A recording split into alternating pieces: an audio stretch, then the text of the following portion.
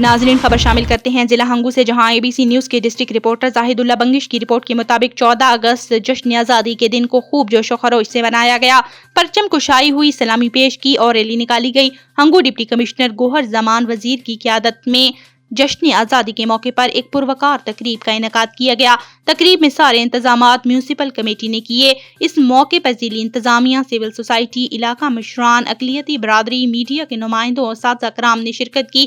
تقریب سے خطاب کرتے ہوئے مقررین نے کہا کہ یہ آج کا جو دن ہے بہت خوشی کا دن ہے۔ 14 اگست 1947 کو پاکستان آزاد ہوا تھا۔ اس آزادی کے لیے قائد اعظم محمد علی جناح، علامہ اقبال اور دیگر سربراہان نے بہت تکلیفیں برداشت کی ہیں۔